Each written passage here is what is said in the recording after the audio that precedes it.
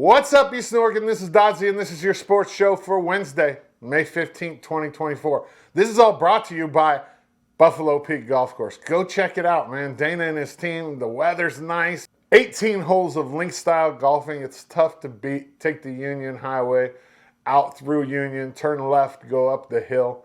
Tell them EOAlive Sports sent you. EOU dropped a heartbreaker to Georgia Gwinnett, 2-0 in softball in the national tournament. They're not done, though. That was their first loss. This is a double elimination pod style, so they come back. They have to beat the team that they beat yesterday, Spring Arbor, today, and then they would face Georgia Gwinnett again tomorrow. If they win today, they'll have to beat Georgia Gwinnett twice to move out of this Lawrenceville bracket to the final site. Let's go, Mountie softball. Let's go. Not a lot of talking today because I got 3 guests again. This is all in preparation for Indiana. The track and field team, they won the CCC in both men's and women's for the first time ever. Ben Welch, head coach of the year in both. And I mean, I think he has I think we talk about it in the interview, 29 of them altogether. Let's just not waste any more time. Talking about the national tournament, here's EOU track and field head coach Ben Welch. Ben, how are you? Doing good. Another year, done with the CCC coach of the year again. How do you even know how many you got? Actually, Rob Cashel, the conference commissioner, sent me a summary of it. Between cross and track men and women, it's 29. 29? Yeah. So I didn't know. Rob had to total it up for me, to 29 in how many years? 35? 30? Well, we started doing conference, this version of the conference in the mid-90s. So almost 30. Yeah. So essentially, like, if we looked at it, at least every other year. Yeah, averaging about 1 a year, I guess, Wow. between it. Granted, that's 4 opportunities. So yeah, that but helps. still, But, that's, yeah. I mean, to just perform that consistently. How do you keep doing it? Like, how do you keep getting these recruits? I don't know. Some days I ask that myself. A lot of it is we just look for the diamonds in the rough. We don't have the checkbook to go out and buy the big heavy hitters, so we try to find the diamonds in the rough. We'll probably get to her later on, but Taylor Joyce from Crane is a tremendous example of that. Although that was a little bit, that one polished up a little quicker than we expected, but we'll get to that later. Yeah, right. But that's really what I do, is that we just go out and we look for the kind of the under the radar talent. So, like, say you're at a state meet or high school. What are you looking for? I'll give you one of the best examples when I'm hunting distance runners is whichever state meet it is, whether it's over at Idaho, up in Washington, or at the Oregon one, which oddly I very, very rarely get to the Oregon one because it's all the way over in Eugene, and the Washington one's in Pasco, and the Idaho one's in just over, usually in the Boise area. Right. But I'll go find the toughest uphill and the quickest downhill. Yeah, the hardest uphill and the fastest downhill I can find. And I'll look for athletes, and usually when I go I have people that I'm looking for specifically, but I'll watch and see how they attack that uphill and how they get down that downhill. And a lot of times you'll see people that are really good on those. They just don't have necessarily the mileage under their belt, the training under their belt to be in the top couple. And even if they are in the top couple, how do they handle those? Because sometimes the guy that wins it isn't the guy you want, or the gal that wins it. It's the person in third or fourth. So it takes a lot of digging, for sure. Yeah. And to be honest, that I guess a plus size of large roster management numbers is that you take some people sometimes that turn out to be better than you thought they would be. Yeah. But that's the nature. That's kind of how I'd like to do things anyhow. That's a lot of the reason I coach at the small college level, is so I can find those people and develop them and take a chance on somebody that maybe didn't have very good marks in high school. Yeah, and just because there's just all that room for growth. Yeah. You know, Yep. like some kids don't even really develop. Yep. Well, no kids are developed at Sure, 18. they're kids. Yeah, they're still Yeah, kids, yeah. but you know, there's some that are, you know, that still have a lot of growing to Right. do by the time, you know, Yeah. the freshman or sophomore year in college comes around. You know, my wife coached college. That's actually how we met. And she coached high school and she coached middle school. She said the thing she liked the most about coaching college was you got old kids and they left as young adults. Where, you know, middle school, you're straight up dealing with kids, right? Yeah, In high school, stinky you're kids. dealing with anything. Yeah, quite often. Yeah. We were probably there and done that and did that ourselves. Very true. But in high school, you start with young kids and you finish with old kids, which is great, and that's its own kind of niche and has its own importance too. But she really liked to see that transition. Yeah. And that's, like I say, that's a lot of the reason I went the small college route, is I just wanted to be able to develop people. So let's talk about this year. Obviously, as we already said, CCC champs, men and women, first time ever to get them both at the same time. Yeah, it's only been done a handful of times. So Connor and my assistant and I went through and actually figured that out yesterday. There's only a few programs that have done it. Concordia, which doesn't exist anymore, did it 3 or 4 times. Southern did it a couple of times. And then C of I think, did it once, maybe. Can't remember for Now sure. we can add EOU to that. Yeah, after 14 second place finishes. For the women. Yeah. Wow. Yeah. One of those was by a couple of points, and it was the last year that we scored the conference through 6 places. And if we'd scored through 8, we would have won it. Oh, wow. So if we'd gone that route a year earlier, but that's okay. And what a crazy way to win it, by half a point. Half a point. Yeah. Let's kind of dig into this year. Talk about some of the highlights of just the regular, you know, the CCC season. You know, it's been an interesting year. I mean, that for one thing, we got down to the conference meet. It was in the 70s, and that was the first time we'd seen 70s since March 16th, I think it was. Whatever our 2 months. Whatever our first outdoor meet of the year was, that was the only meet that was in the 60s. Our little home meet when we hosted the multis and then had our little duel with C of I was in the 60s. Yeah. Everything else was 40s and 50s. Wow. We went big to difference. Spokane, and it was, I think the high was 43. We went to Portland another time. It was in the 50s. OSU was in the low 50s. The week before at Linfield and Portland, I think maybe the high at Linfield was about 50, 52. But in Portland, in that twilight meet, pulled into the parking lot, left the parking lot in McMinnville at 1:30 to head to Portland, because that was a morning meet, and then the other meet was it was an afternoon twilight meet. Left the parking lot, it was 46. Got to Lewis and Clark about 2:30 or so. It was 46. Left the parking lot at 9:30 p.m. It was 46. It was still 46. Yeah, my raincoat started leaking. I had to take stuff out, paper and stuff out of my pockets because they were getting soggy. It was so wet. And then a week later, we're in the 70s. Yeah. Mother Nature does some serious illegal drugs, I swear. Team-wise, like for the men, let's talk about some of the highlights there. Like who's kind of stood out, who surprised you? Well, not so much surprise, because I don't know if anybody's ever surprised that Hunter Nichols and Justin Ash and every year. Tanner Nett Right. are up there. So TJ coming back from his injuries. I was kind of surprised by it. Yeah, how well he did. That conference multi was, I think that surprised him. He just comes out and blasts off like a 6,900. Yeah, he's leading the nation by 300 points or something like that, and which is a little surprising, even with as good a score as he has, that he has that big a lead. And who knows what will happen at nationals? Somebody might go off, but we were figuring he'd be 65 or 6,600 points. And that's the same. And then he scores almost 7. What do you say, like as a coach? So you got also doing the decathlon, and he's got, at the time he had the number 8 score in the country. Yeah. And TJ comes back and just destroys everybody. Yeah. What do you say to Iz right there?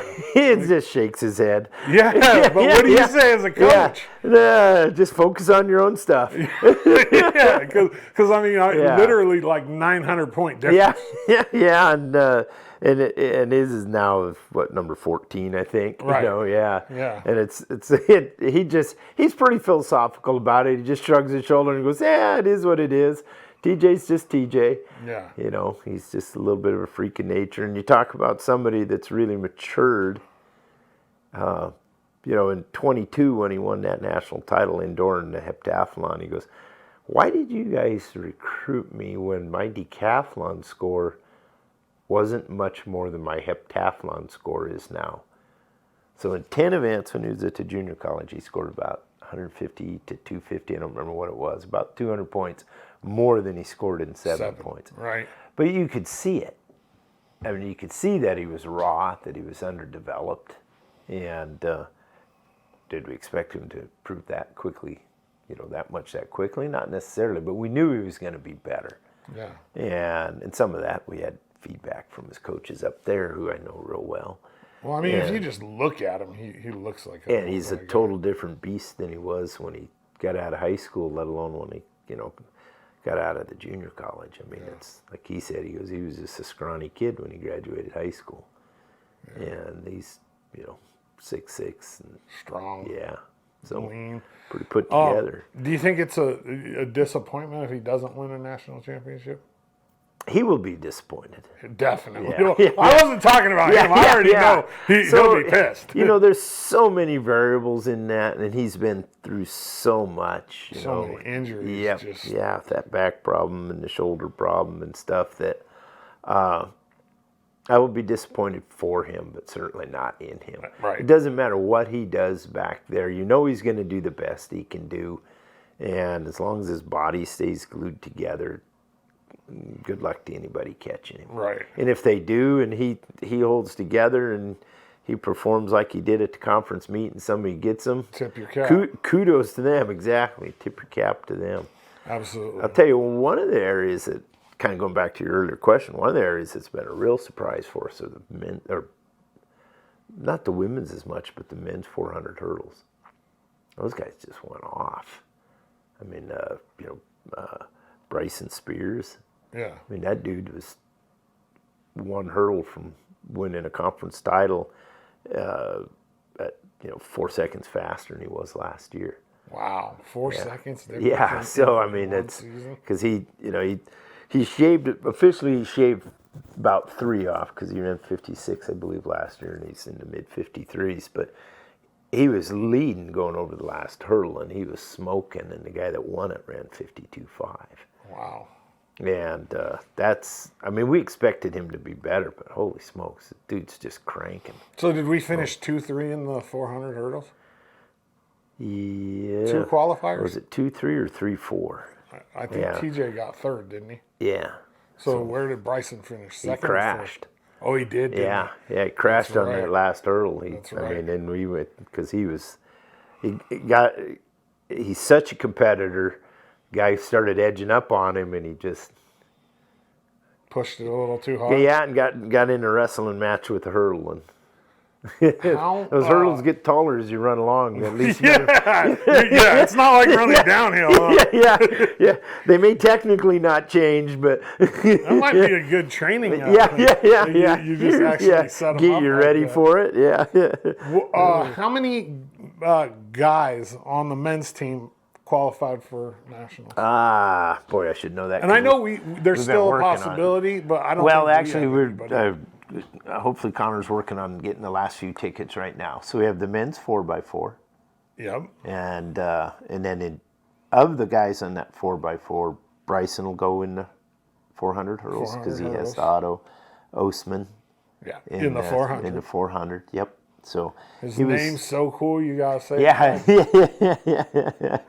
Yeah. Let's go. Oh. Yeah.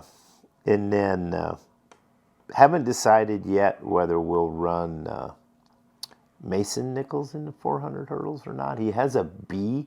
Since he's there, I can do whatever I want. Right. He's just had some illness issues. It's amazing how good a leg he ran on that 4x4 because the 400 hurdles were on the rough side, to put it mildly, at conference. And then he came back and split a 48.5 on that 4x4. And then the other one is a freshman by name of Evan Messenheimer Mullet. Probably just boogered. I call him Eminem. And that's the 4x4. That's the 4x4. Okay. And then you have Hunter Nichols, and we're still weighing. And Hunter is weighing between the steeple and the 15. Did he not qualify in the 5K? He just missed it. Okay. That standard got pretty salty the last couple of years. Any year besides this year, He makes it. that would have been a qualifier. So you're Maybe trying to last decide if he's going to run the 3,000 steeple or the 1,500. Yep. Yeah. So it was ranked about the same. The difference is that the steeple, he's a little closer to the front. That 15 is crazy. There's a couple of Division I transfers up front. I mean, this dude just run 3:39. Yeah, that's tough. To beat. That's tough to beat it. Where the fastest time in steeples 8:58. Oh, okay. Yeah, That's flying. Anything under 9 is Yeah, a but good steeple. those guys are that far out. Him, and especially as much of a warrior as he is, and Justin's run 9:09.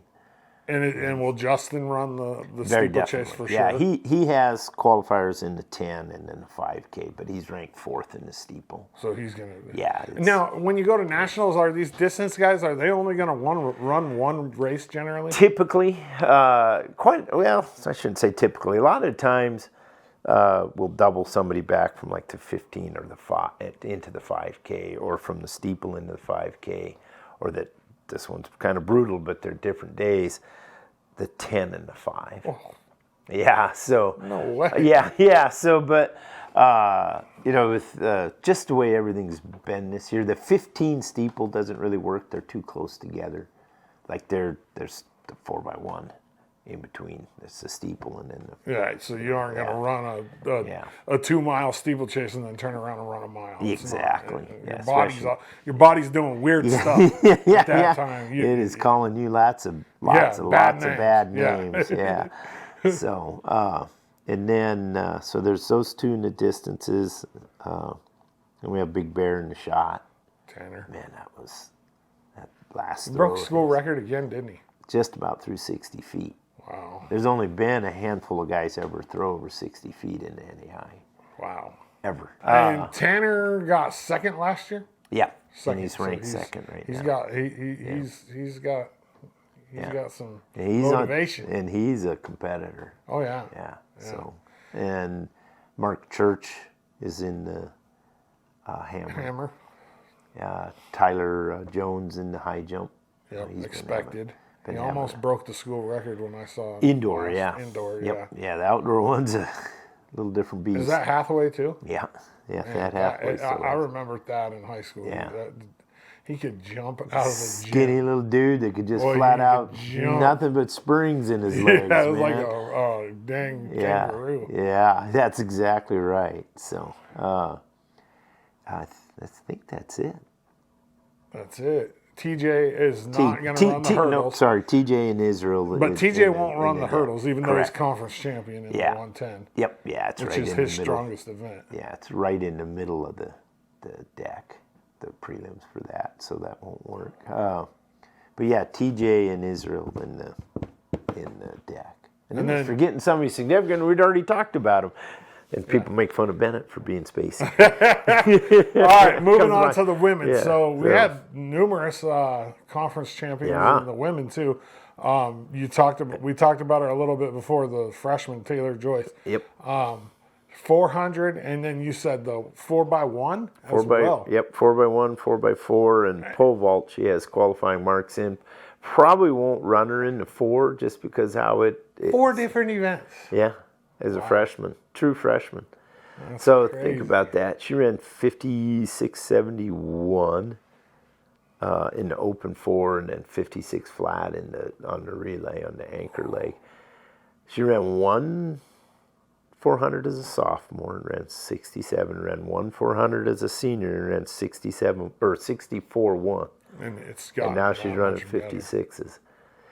She just didn't really run it in high school. Was a lot of it, but I'm not gonna lie, we didn't see that coming. We figured she'd make a good relay leg, but nobody saw that coming. When you talk about like finding those diamonds, she's a perfect example. Absolutely. Pole vaulted 8 feet 9 inches in high school, and she's gone 11-7 and 3/4 this year. Wow. And she's been consistently over 11 feet. Wow. But she'd show up in meets in high school with a pole. Most kids would come walking in with a bag of pole, and she'd come walking in with her little bitty pole. And it was a little bitty pole. Just get it done. Yeah. And when I told Bob Heisman, my vault coach, I said, I think I got one for you. And I sent him the link. He goes, Coach, she's jumped 8-9. I said, wait until you see her run. And they came up for that Cove meet, and she was warming up and ran down the runway, and my phone rings, and Bob says, get her. Yeah. He goes, I can make this one jump. What about, so for her, what will she do at Nationals? She'll do the pole vault for sure, and then both relays for sure. So we need to take a deeper dive into the 4, but like I say, we probably won't do that. Gotcha. Because, especially since Nationals is just a little different beast. And that women's 4x4 is ranked 9th. Okay. And they take 9 to finals on that track. Wow. So, it's a 9-lane track. So one of the goals is to, get that group into the final. Yeah, absolutely. Yeah. Okay, so let's talk about the HEP. How many women did we have qualify in the HEP? 3 of them, which I'm kind of questioning the wisdom on my part of putting Carly in there because she's also on the 4x8. So now I'm scrambling what I'm going to do about that. I mean, I'll figure it out. And Carly's tough, and she's like, I don't care, put me on it. Yeah, and then Adrian, she's one of those rare athletes that gets to go to nationals in 2 different sports. Yeah. She's a volleyball player, a good volleyball A good player. one, yeah. A pretty big part of the team. Yep. And then now she gets to turn around and go to nationals in the heptathlon. That's kind of cool. And I'll also jump her in high jump. Oh yeah, she is gonna. She hit a B in the javelin too, but I don't plan on doing that.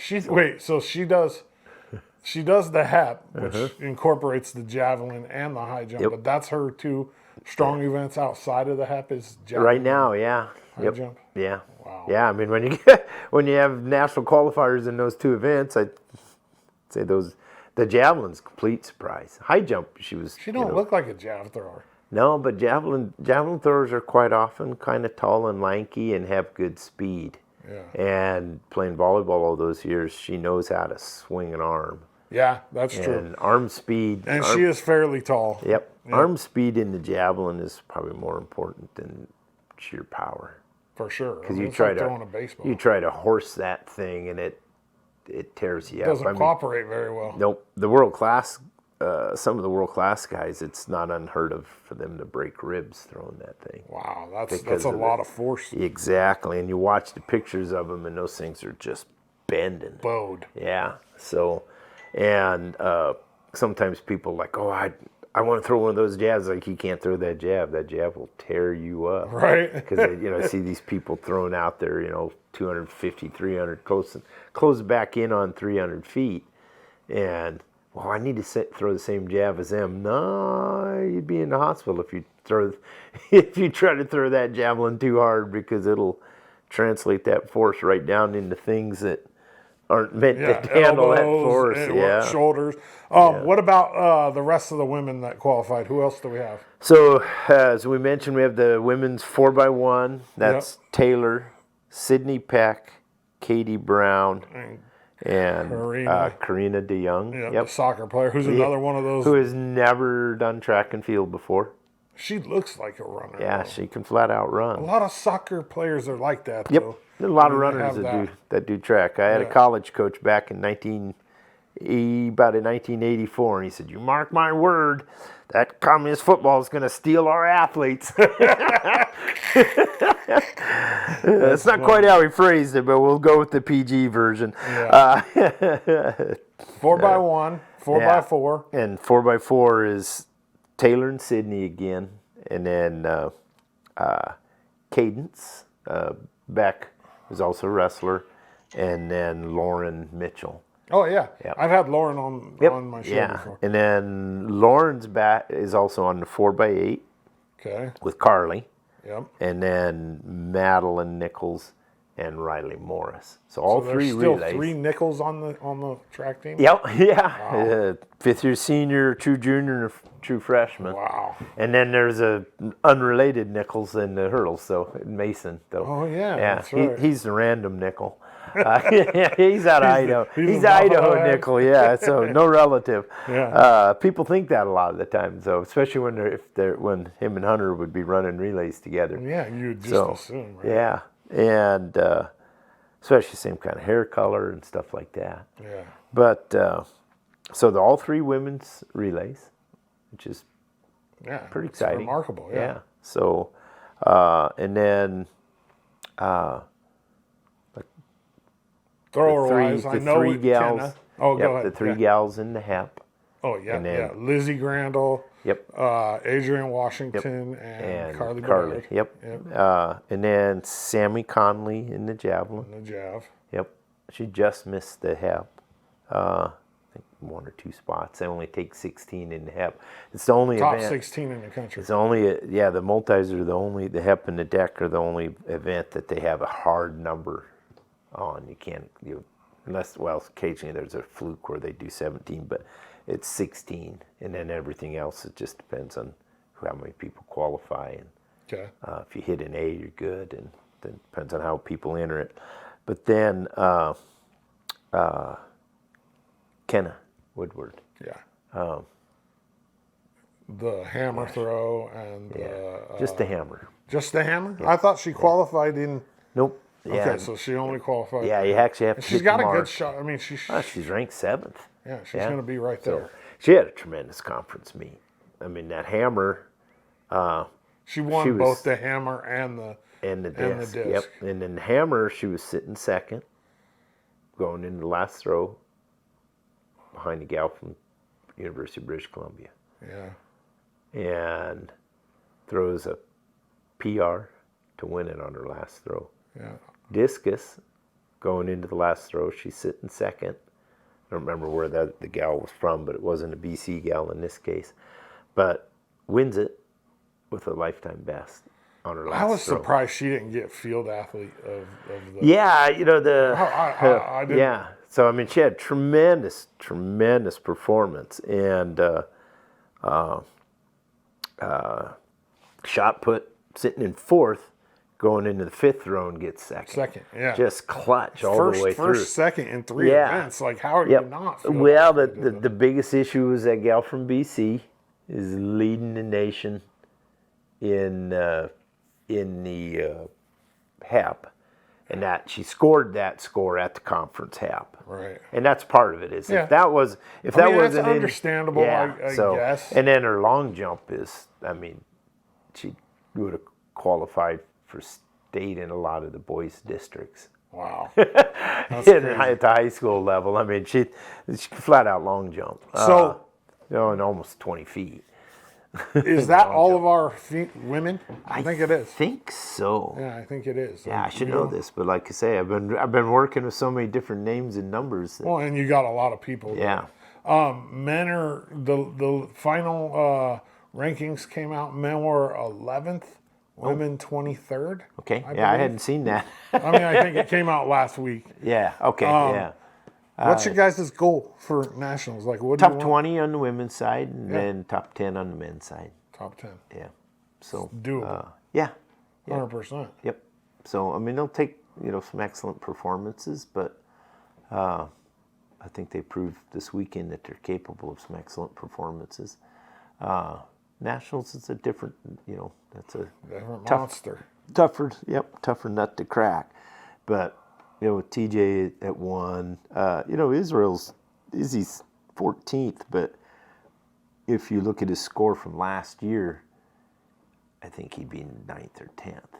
And he's been putting some things together, so we'll see. I mean, I know what his goal is. His goal is have 2 All-Americans right there. That's the goal. It should be. Mm-hmm. I mean, everybody that gets on the plane to go over there, their goal should be All-American. Yeah, I mean, because we've got,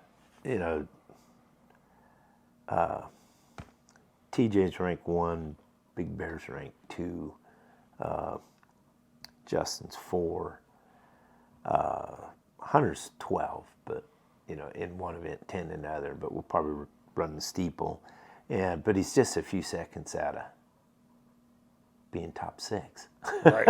And you know that cat. One little, one little. Yeah, and Tyler Flip of Jones events. is, I think, 10th, but he's 1 bar, he's 2 centimeters. He's so close to being able to hit 6, whatever. Or 7 it is. feet. Or Yeah. 7 feet. Yeah. What is it in meters? 214. 214. Yeah, that's what it 7 is. feet, Yeah. quarter or a half inch. Just over 7 foot. Yeah. Yep. Right at the 7 foot. Yeah, and I mean he's a returning All-American. Because I think he jumped 210. Yeah, he's gone 210. In indoor. Yeah, indoor he went 210. He's gone 211 out. Oh, has he? Okay. Yeah, he went 211 at OSU. Nice. And then, so he's right in there. So if some things go well there, we've got a good shot at that top 10. If not, it should be between 10 and 20. Yeah. For sure. And then it'll be interesting to see what happens with a few of the other things. Bryson's in the teens, the relays and the sitting around. I can't remember what they are, but those guys will have a lot less heavy load than they had at conference. So we'll see if we can just focus shave on a couple more seconds. what they're trying to do. Yeah, I mean they ran high specific event. high 215 at conference, and if they're a little fresher, and Mason's he's feeling better all the time, and Well, yeah. if they can shave us, if you go shave 2 seconds off of that, which isn't unrealistic, Right. then all of a sudden you're looking at the difference of being in the low 20s to being in the top 8. Yeah, for sure. So it depends on the day. It depends on what other people do, and there's so many variables in it. So yeah, there's always a lot of that, but that's what makes it fun. Yeah. And then on the women's side, it's Lizzie's our highest rated athlete there. She's going in 4 in the hep and 7 in the jab. Wow. And then Kenna's 7 in the jab. And then that women's 4x4 is 9th. So those are our highest seeds there. And then a bunch of others, the other marks are in the teens. Top 20. Yeah. Yep. Awesome. So it should be fun. They're just a great group, and I mean it's the way the women raced we were projected to lose that conference meet by 44 points. Wow. Ended up winning it by half a point. But it took, like I say, you look at what Kenna did with her last round or second to last round. Heroics is the best word for it. Yeah. They just stepped up. Yep. We had 3 different women that weren't supposed to Sometimes place. that's what you need. I mean, that's how you win championships, right? Yeah, Sydney Beck tying with somebody in the 100 hurdles from a different heat to the thousandths of a second. 100 meters, 10 hurdles, 2 different heats, and they run the exact same time to a thousandth of a second. Wow. So if everything just fell into thousandths place. of a second slower, the other gal's a thousandth of a second faster. We don't win. We don't win. Yeah. That's crazy. I mean, there's all kinds of things that went into winning that thing, but that's the one that just sticks in my head because it's a thousandth of a second. Right. That's less than an eyelash. Right. That's awesome. So the 22nd, 23rd, 24th, Yep. Indiana Wesleyan. What towns is that in? Marion, Indiana, about an hour and a half from Indianapolis, so we'll fly in. How many total athletes are going with you guys? Total. Do you know the number from getting Well, tickets? total people is 29. So that's counting with coaches, athletic trainer. Hang on a sec. Let me Probably one person from athletics. Nope. No? Nope. Nobody's going with you guys? No. Yeah. Come on. So, yeah, I don't know. Maybe we were the smelly kids in middle school. Right? I got a spreadsheet of this somewhere. I should know that number off the top of my head, but like I was saying. I'm going to guess it's going to be 24. Yeah. Because you're taking Dirk. You're taking Marty, Heitzman. Yep. You're taking Joe and the jab, Connor Jeff, and the trainer. So that's 6. Yeah. You Yep. is 7. Yeah. So what is it, 22? 22. 22? But I'm not sure that 29 number's right either. We're gonna call it. We're gonna call it Yeah, 22. yeah, we're Eastern in Oregon. the low 20s. He's Like I say, you'd think I'd know that, but I'll know that before we travel. Yeah, I'll make you'll sure have we a got, checklist. Yeah, make sure we you got don't enough leave any- seats. you make sure you only leave the ones that misbehave. Over Yeah, there. yeah. As long as he's got the right number going on the way there, right? Right. Eastern Oregon. He's EOU head track and field coach Ben Welch. I'm Dodzy. Ben, I appreciate you. You bet. Always a pleasure. Thank you, sir. Next up, I mean, he's a national champion. He's a multiple-time CCC champion. He's like the prototype for athlete. If you look at him, his performances show it. He's EOU track and field's TJ Davis. Here it is. TJ, how are you? Good, Did Kyle. I miss anything? National champ, CCC champ. I saw that picture of all that curio cabinet that you have with all the your awards in it. Is it getting full? It is. I just layer all the plaques. So like now I've got like my most recent decathlon plaque, but then the two other ones are behind that. Yeah, because And there's then the not enough room. 4x1, same thing. I got the plaques behind each other. So Wait, 4x1. I was on You ran 2-time 4x1 conference champs. like a couple years ago. Yeah, 2 years ago and 3 years ago. So let's talk about this year. No, you did. What'd you get in? Did you? Hang on. Let me rethink this. Did you compete in the HEP at nationals? No, I dislocated my shoulder That's right. not even a month before we were supposed to go, and so I didn't get the chance So to you did. qualify. So last year at nationals, I was out last year with a back surgery. you were out as well. So this is your first. This nationals outdoor is your first nationals at all since 2022. I did the hurdles indoor this year. Just Oh, you did? Just the Okay. 60 hurdles, yeah. Because you qualified. Right, because I qualified in those. But so multi-wise, you haven't done anything. yeah, other multi, than- it's been almost exactly 2 years since I did a national championship meet. Wow, that's crazy, man. Let's talk about the injuries a little bit. Like, obviously, you've had struggles with your back, your shoulder. What's been the most frustrating part with that, about that? It was pretty irritating watching indoor this year, knowing like that I should have been there and trying to win. I mean, Yeah. my PR would have been good enough to win by a lot. So I Yeah. was kind of bummed out, but I got to take what I get, and being healthy-ish right now, able to compete right now is good enough, and having a chance to win another national title is really all I could hope for. So I don't totally look back on everything too sad, but yeah, it was kind of a bummer. I don't think you can look back on it and be upset about it. I mean, you just kind of got to take it. Right, with a it grain of happened. salt. It's Yeah. what happened. So I did my best to get as healthy as I could. I mean, obviously, still have shoulder problems, torn labrum and fracture. Been there, done that. Something's broken in there too, but they were like, I was like, hey, as long as I can get over a pole vault bar. That's then- the only one that's really going Right. to affect your left shoulder. Yeah, right? no. Fortunately, being my left arm, that's the only event that really uses that. Everything, all the throws are fine. So I'm trying to think.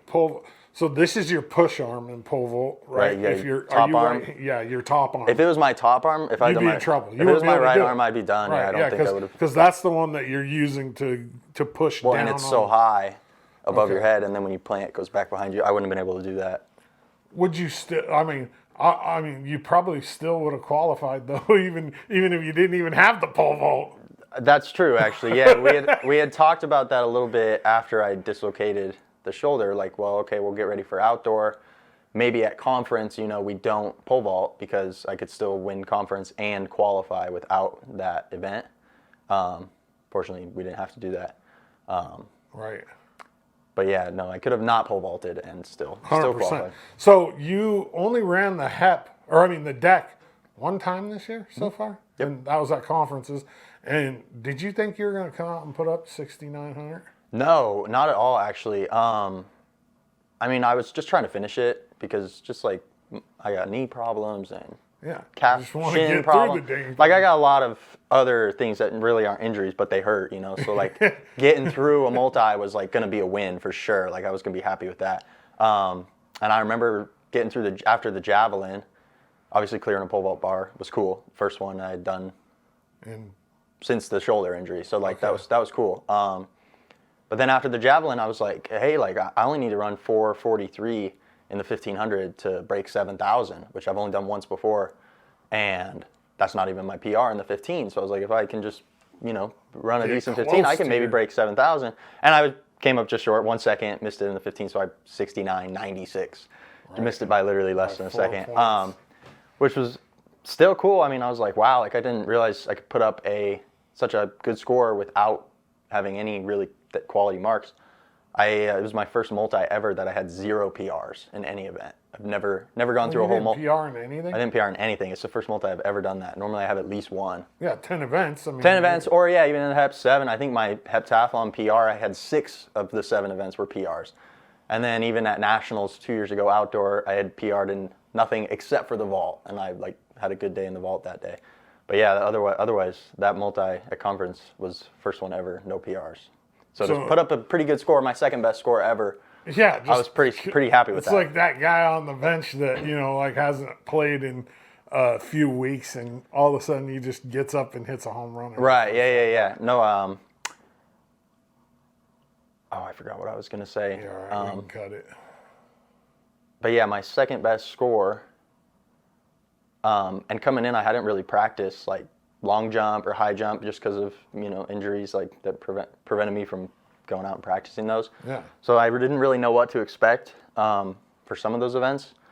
High jump was actually pretty rough. I think that's, if you were to go look at like my PR, I missed my PR by 105 points, and 130 points I lost in the high jump. So it was like, even if I just high jumped a little better, I'd been right up where I'd been before. So yeah, it kind of put things into perspective for me. Like, oh wow, like you could still, it's the multi obviously, and I've known that, but like truly screwing up a couple events means nothing. Like if you get it together and you put them all together, you can still have a pretty good score. So you qualified in the 110 as well, right? The hurdles, 110 hurdles for nationals, but you won't run. No, and technically I think I have maybe a B. A B standard? In the 400 hurdles. What about the 110? A standard in the 400 hurdles, but yeah, I won't do those. Mostly just because, I don't know, the guys are fast this year. So if I had a chance to All-American, I would maybe think about it. Indoor, I missed 60 hurdle All-American by 1 spot. And so I was like, oh, maybe it'll be the same outdoor, like I'll be right there, but it doesn't look too promising, especially with how I've been running those. So yeah, just that's your best event though, right? 110 hurdles? Yeah, that's what I did in high school. Historically, Yeah. Indiana Wesleyan, so Marion, Indiana. Right. The 22nd, 23rd, 24th. What's your goal? National champ. I mean, it has to be. Coming in seated first, I think I always get what I was seated at. Like when I won indoors 2 years ago, I was seated first, and then outdoor I was seated second and got second. So I'm hoping, being seated first. Actually, the number 2 guy didn't declare for the deck. He's just going to vault, it looks like. So I was supposed to be 200 and something points ahead of second, but now it's even more because that guy's not doing it. And there's 200 points, people, is a huge gap. I mean, if people don't understand how the multis work, there's 10 events, and we're talking about you scored 7,000 basically. My PR is 71, so 700. 700 points an event. Yeah, if you can average 700, that's a great multi. So a gap of 300 points is huge. I mean, it's and I mean, I know I could definitely still lose it. I'm not trying to get too far ahead of myself. But yeah, no, I mean, a 300, I think it's over 300, is a pretty decent size. There's only one way you lose it in my eyes, and that's if you don't stay healthy. I mean, if something happens. Right, if I know height or, I mean, I really think, I don't know that somebody else will come and win it, but I think I could definitely lose it for sure. Exactly. For you, this is year 4 at EOU, year 6 in college. With a medical year there. Yeah, with a medical and a red shirt, right? No, you got an extra year because of COVID. Yeah, this is my COVID year technically. Yeah, you're a COVID. Last year I was going to use my COVID year and had back surgery, so that was the medical year. Now this is my COVID year. Best memory at EOU. At EOU? Yeah, the national championship. Yeah, probably winning that's with Sam too, Sam Rodewig. Yeah, your boy. He's one of my boys, so having him there and him getting his first All-American as well there, putting up a good score for him. Yeah, that was unbeatable there. Are you you plan on like staying involved in track and field after? Yeah, I'm coming back here next year to coach? Grad assistant, yeah. What, you gonna just work deck, or are you gonna just focus on hurdles? I'll probably do like Marty, do you know Marty? Our Yeah. GA right now, yeah. Yeah. So him and I went to Spokane Falls together. He is a thrower. So he works with the multi-throwers just because Dirk isn't, Dirk has a regular job. Right. So he's not always around to work with us when we need to. So he comes and works with the regular throwers. So does Marty. But Marty's always there for the multis to work on our throws because we're not as technical as like the actual throwers. Yeah. We don't need to dive in like Dirk probably does. No, you aren't worried about. Right. So Marty, he's very like has a very multi mindset, and that he's just like we need to like we're trying to get better, but like we need to get out there, and you guys have 3 throws to get the best mark you can, and so like he really works with us well in that way. So I'll probably kind of take that position over in terms of multi throws, and then we don't have a jumps coach at all, and so I look forward a little bit to working with the jumpers, yeah, because I know it's been rough on me and guys who are just jumpers like Tyler. Yeah, not having a coach. I mean, Tyler's doing great, but yeah, it's one of those things where it's like having a jumps coach is nice, at least, if anything. Small college, man. That's the I way know, it works. and yeah, the whole time I've been here, well, I guess Rebecca, my first year, she was Jumps and sprints. she was a good long jump coach for sure. And so not having anything has been pretty rough on the team, I think. But we've been making it work, so. And this is it for you. This is it. We're going to Marion for the very last time. One more meet. Man, I remember that video, and maybe I'll find it and put it in the show of you and Royal in 2022. Yeah. That Barstool. Yeah, Parker got like shared it. 2 million views on Barstool. That was crazy. Speaking of that, before we go, let's talk. You've had another kid since then. Since the Correct, last time. I took my medical year off. Yeah, and popped out another baby. Yeah. Huh? What's his name? Creed and Royal. and It's Royal. crazy, man. Like it's all coming to a head, and we're talking six years of college track and field. That's crazy, man. Crazy. Yeah, this is That's it. a Same long with time. Israel, our other multi. Is he your same age? Yeah, he's a 2018 grad as well. So he was at Lane Community College for 2 years? No, more than that. Oh, a number of years. This is his second He year. went through COVID there. Yeah, this is his second year at EOU. But I really look forward to going out and me and the other old guy getting out there and putting our last meetup. There's only one, like you said, national championship. That's how it needs to end. Right. Right? Be a beautiful story. I mean, even if not, and I talked to Ben about this, like the only person that's gonna be you're gonna be upset at yourself, but everybody knows you're gonna go out there and do the best you can.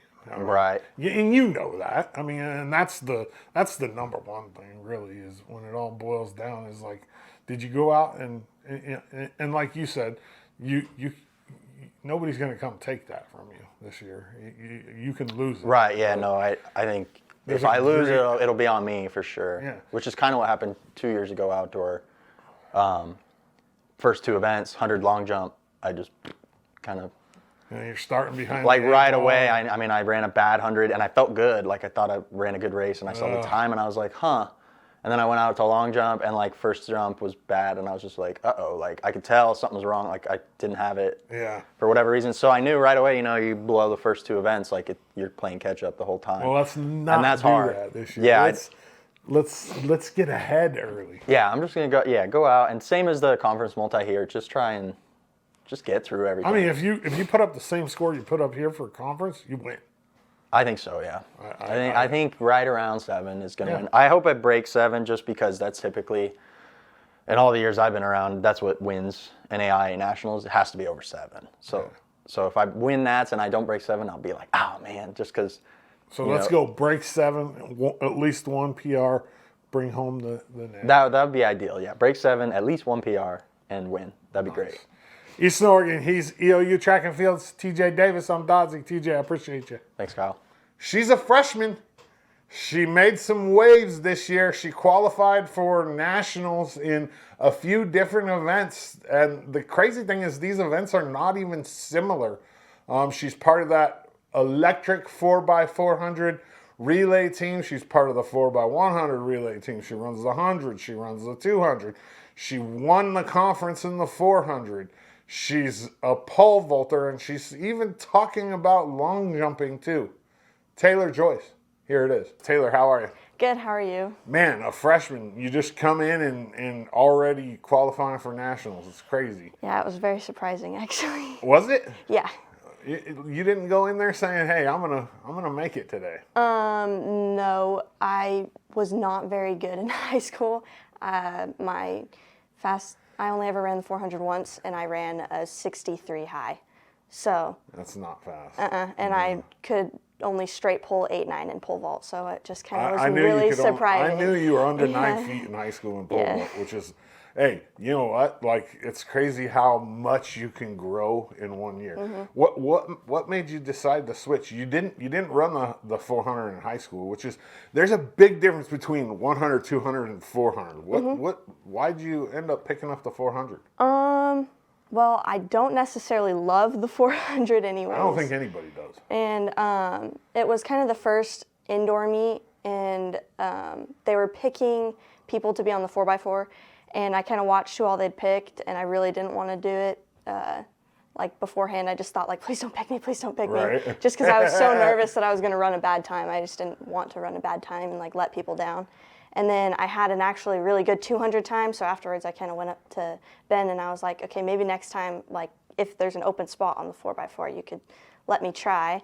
And I was just so nervous to run it, and then I ran it, and I did a lot better than I ever thought I would. So then it just kind of, I wanted something I could qualify for nationals in, and the 400 I felt like was the easiest to keep improving, especially because I was so new at it. So. Nice. So you qualified in the relays, both relays. Right? The 4x1 and the 4x4? The 400 and pole vault. Yep. You qualified for national. Yeah. Only the B standard in 400 and pole vault, but yeah. Yeah, but still, I mean, that's crazy, man. What are you vaulting right now? I hit 11. It's like 11.7 and 3/4. So you added 3 feet to your. That's huge. 3 feet in pole vaulting is like Mount Everest. Yeah. It really is. Yeah. Why Eastern? How'd you get here? Well, I wanted to be kind of closer to home. So I'm from Crane, and that's like a 3.5, 4 hour drive for me. And also, Ben and Connor and Bob were all super nice. And I kind of had looked at who all my teammates were going to be and where they stood. And I knew that if I went somewhere, I wanted to be against people that were actually going to push me to be better time-wise. And so I'd been talked to by a lot of like smaller schools, community colleges and stuff, but I kind of would go and look at their times, and I felt like the best way to improve is going to be going somewhere where I'm definitely not close to the best at all. And so the coaches were really nice, amazing, super supportive, and then the teammates that I met on my visit were super supportive, really nice people, and then I just wanted to be in a place where I could get better. So nice. I can tell you what, if I was a Oregon athlete in high school, and I wasn't a D1 lock, like if I wasn't like going to UW or U of O, and EOU said one word to me, and I was a track athlete, I'm signing on the dotted line right then, because I mean, the standard at EOU, you've seen it your first year here. It's just, it's crazy how Ben gets these kids to come together, and he talks about finding diamonds in the rough. You know what I mean? And that's you. Like, it really is. Like, and that's what EOU looks for, because they're a smaller, rural university that doesn't have a huge budget, but they always finish in track and field and cross country right there. It's crazy. Yeah, exactly. And so high school. Let's talk about high school a little bit. What other sports you play? I played volleyball and basketball in high school. Volleyball, basketball, track. So in that order. Yeah. What was your favorite sport? I like track because that was definitely where I stood out the most. Yeah. And so it was definitely my strongest suit out of all of them, but basketball has always been my favorite sport. Your favorite? What do you love about basketball? I don't know. It's just a team sport, and it was a lot of fun to win, and yeah, the team trips were always super fun, and Did you guys win a state championship while you were there? Yeah, Couple, right? we 2, and Yeah. then runner-up. I also loved, for whatever reason, defense. I just loved hustling on defense. The lockdown, the glove. Yeah, it just always was so much fun to be out there. So, yeah. I like playing defense in basketball. Mm-hmm. I basketball to play, I would say, I mean, it's right there for me. It's either Mm-hmm. basketball or baseball, but to watch, probably basketball. It's just a little more exciting. Track and field wise, you make this jump from a small school, small, to EOU. Was it overwhelming at all? Like, did it feel weird? I mean, my body was a little overwhelmed those first couple of weeks of practice. used to it. I was definitely dying, but Yeah. it was, I mean, it all paid off. Like, it wasn't crazy. It was definitely a huge adjustment, like having 80-something plus kids to going to a school with, like, I don't know, EOU has like 1,500, I think. Yeah, something yeah. like that. But I also had went to a big school my freshman year of high school, so then it kind of, Oh, you moved to Crane? Where'd you move from? Crook County. Oh, okay. So from Central Oregon. Yep. Oh, you went to Crook County High School. You were a Cowboy. The Crook County, when I was in school, LeGrand and Crook County were in the same league. Yeah, and then Crook County went up to 5A, and now they dropped back down to 4A. No. Well, back then, when I was in school, 4A was the highest. So everybody was 4A, and then we dropped down, and Crook County stayed. Gotcha. But Crook County's back down now to 4A. What about, like, outside of sports? What do you like to do? I guess I like to work. You like to work? Yeah. I normally just do like hang and ranch type stuff. So I don't know. I enjoy doing that. You don't have any hobbies? Like, do you I don't- read a lot, I guess. You what? I read a lot. What was the last book you read? Do you remember? It's a book called Wings and Ruin, I guess. Yeah. Wings and Ruin. Yeah, something like that. I think. Interesting. Yeah. Do you like pineapple on pizza? Obviously, yes. You do? Yeah. I don't like it warm. It's Okay, not- I can kind of I understand love that. pineapple. Yeah. Like, I love it, but I just once you warm it up, I feel like Canadian bacon and pineapple pizza is the best to eat cold, like the next day that out of the kinda fridge. makes that kind of checks out. If you're walking into a pizza joint, what are you ordering? Probably Canadian bacon and pineapple. Really, that's your number one go-to.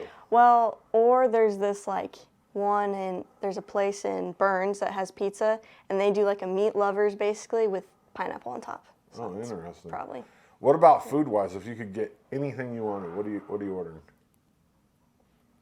That's a tough one. Yeah. Um, It's usually one of three answers, so let's see if you fall into the category. definitely a tri-tip kind of a person. Well, yeah, you fell into the Yeah. category. It's either steak or meat, sushi or pasta. That's Yeah. especially. I mean, that's just sushi didn't even exist. Like, I didn't even know what sushi was when I was your age. I can't do sushi with the raw fish. The texture makes me gag. What if it's so- cooked? Like, what if it's like umami or something like that? Okay, I can eat that. You'll Yeah, eat it? but if it's the sushi with the raw fish, nope, can't do it. Are you sweet or salty? Depends on the day. It depends on the day, huh? It depends on how you woke up that day. Yeah. What about let's go back to track and let's talk about nationals a little bit. Like, we're moving here in less than about a week. Nationals in Marion, Indiana. What's your goals there? Like, what are you trying to do? Definitely All-American in the 4x4. Like, that would be a dream come true. So, in pole vault, I really just want to hit a PR. That'd be really great, just because I came out the first meet and I hit that B standard, and then after that, I've just kind of been right below it. So I'd really like to just get out in this at nationals and have a good meet. So. Moving forward in track, like next year per se, are you gonna like narrow down your events a little bit, like, and really focus on a couple things? Are you gonna run? I mean, because it's not normal for somebody to run the 4x1, the 4x4, the 4 and pole vault. It's very abnormal, actually. Yeah, and then also the 1 and 2. Oh yeah. So what's your plan when it comes to that? Ben and I kind of had a conversation the other day about if I wanted to bring back in long jump this year. And I just kind of tweaked my hammy during indoor and just kind of decided, like, I should focus on just kind of the bad habits I had was what was irritating it more. But definitely next year I would like to add back in long jump just because I And not enjoy take doing it. anything away? Just you're going to add more events? I think so. I mean, it's really up to Connor and Ben, whatever they think is best for me. But if I don't have enough to do, I'm going to go crazy. So Well, I need to stay tired. So here's my argument on it. And maybe you're just built different, but usually at this level, right? It's college athletes focus on like 1 or 2 events because then you can because obviously you're going to run the 400 different than you're going to run the 100. Right, yes. You're going to pole vault. Your approach on a pole vault's different than on a long jump. You're carrying a stick. Yeah. And so it would just give you more time to hone that particular event. But that's not in the cards right now. We're talking about adding more events.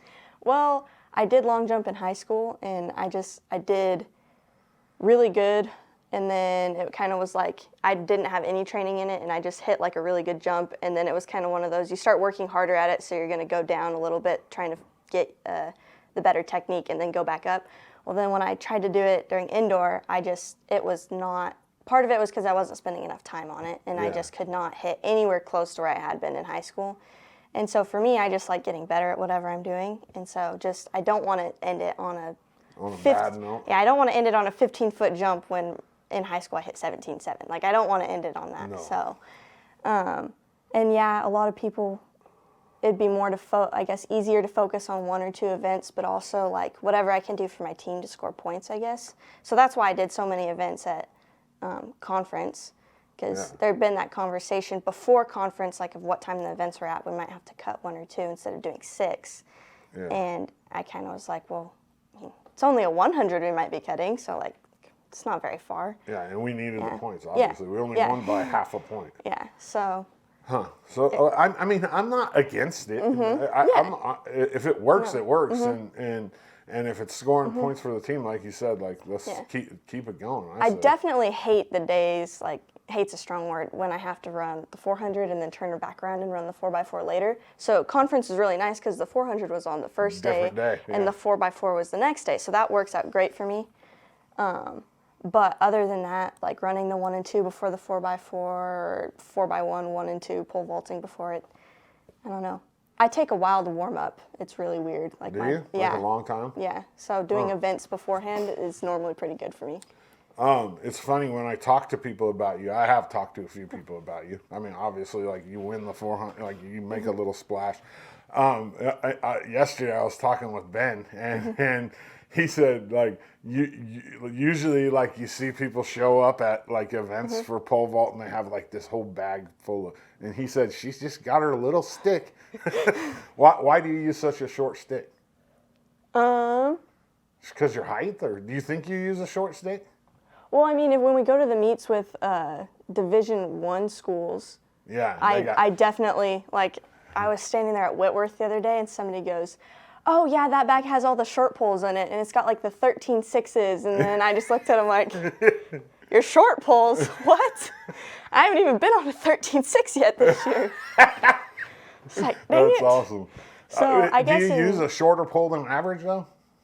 No, I mean, it really depends on the person. I guess the competitions I've been to so far this year, I'm kind of right in the middle. But I think maybe Ben was talking about when I was in high school. Oh, it was. It was when you were in high school. The first, You just had a little short pole. I had one pole, and I couldn't bend it, and it just, it was. He was talking about when you were in high school. You're right. So I showed up at the meet at EOU, and I had one pole, and I just walked over. I didn't have anything to put my pole in. I just would carry it around. It would just sit on the bottom of the floor of the bus. Nope.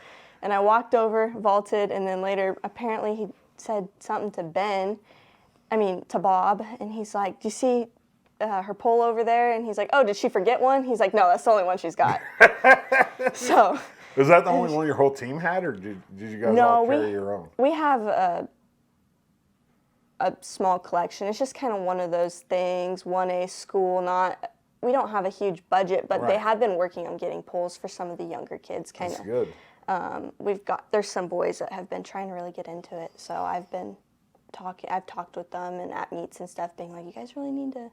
And so the AD's been super good about ordering more stuff. What's your favorite event? to do?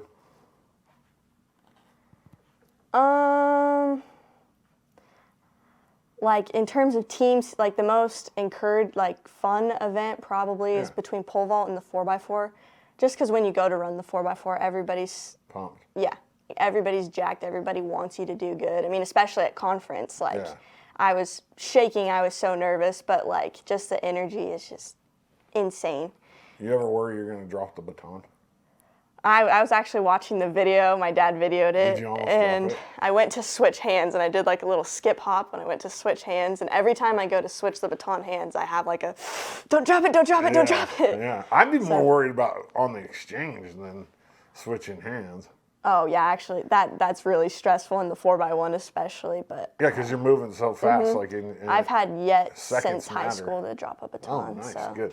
When you're pole vaulting, is it nerve wracking? I mean, you're 11 feet off the ground. Like, is there ever any time where you're like a little bit apprehensive or like scared of being up there? I mean, only if I know I did something wrong on takeoff or something, then I'm like, oh no, yeah. like this is not good. Yeah, it's like those guys that Yeah. jump on bikes when they hit the ramp or whatever. Yeah. You're like, oh no, where am I gonna land? Yeah, pretty much. I've had a couple.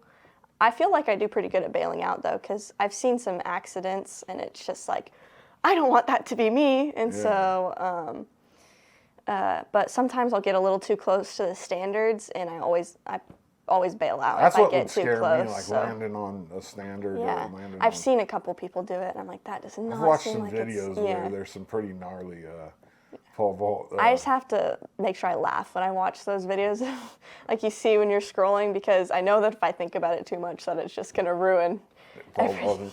What about school? What are you going to school for? It's kind of up in the air, but Yeah, you're only a freshman. I mean, you got lots of time. I know that I want to eventually help coach somewhere. Track and field. Yeah, pretty much, unless it's like a middle. I'd also love to coach middle school basketball. I feel like that'd be really Oh, fun. that would be fun. And so something like that. Or, So like teaching or if I do pursue teaching, I'd rather be an ag teacher. Okay. So and then do some farming. yep. Did you grow up on a farm? No, not directly, but all my grandparents have, and my you aunts and uncles all have places, and so I've spent a lot of time on them. So. What's the where do you see yourself in 10 years?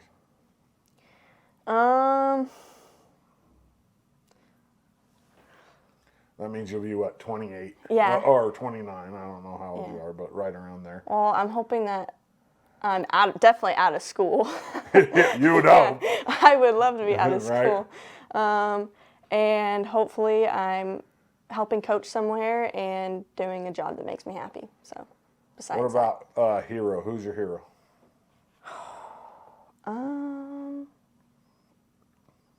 that's a really tough one. Can be anybody.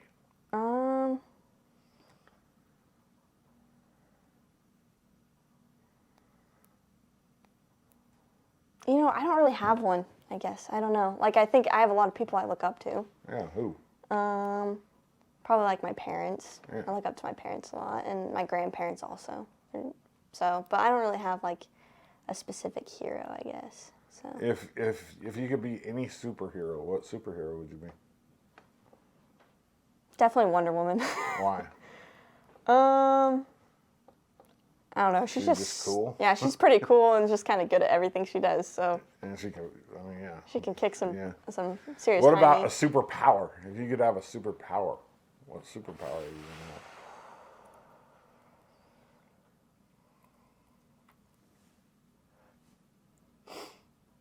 Could be anything. Probably super speed. Super. I mean, it kind of makes sense. Yeah, I mean, that would help me out a lot, but Yeah, you think? Mine would be teleporting, just because I don't like flying, and I don't like being Actually. up in heights. So and if I could be sitting here and then be on a beach in Australia, that would be super cool, instantly, actually. yeah, it would be huge. If you had to choose one or the other, 5 years in prison or 10 years in a coma. Oh, definitely 5 years in prison. Yeah, easy, huh? Easy. Because you could better yourself in prison. If you're in a coma, you just nothing. You wake up and your friends are all 10 years older and you've they're- missed out on 10 years of life. Yeah, absolutely. What about for you personally? Like, do you prefer the mountains or the ocean? If you had to choose one or the other, Definitely the mountains. why? Just feels more like home. Yeah. Also, like, I have a serious fear of drowning. So, like, You do? yeah. Oh, I'm not the best swimmer. See, I love the water, and then I have a serious fear of falling. Like, yeah. I just don't. I hate heights too, so it's kind of like, You hate heights and you pole vault? yep. You ever look down when you're up there? I close my eyes. Do you? The whole time? Not really, no. Just kind of. 11 feet actually isn't high. I've decided 11 feet isn't high enough because of how fast you're up there. And how fast you come down? Yeah. Like, you don't even really I felt like realize if I was a 14-foot jumper, I'd probably.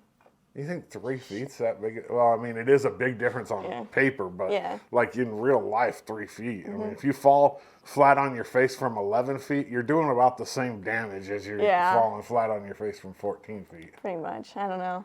Pole vault's never really affected my fear of heights, but you Have get you- anywhere near a ledge and I'm gonna shake. So Me too. Like, especially on the coast, like Cape Perpetua, places Yeah. like that. Like, I don't- can't do it. No. Have you ever hurt yourself pole vaulting? Nothing overly severe. I mean, I've had a couple times where I've like, You ever take like the stick in like the ribs or like on the way down or any? yeah, I've landed on the bar rung a couple times. I've landed on like had my pole hit me a couple times.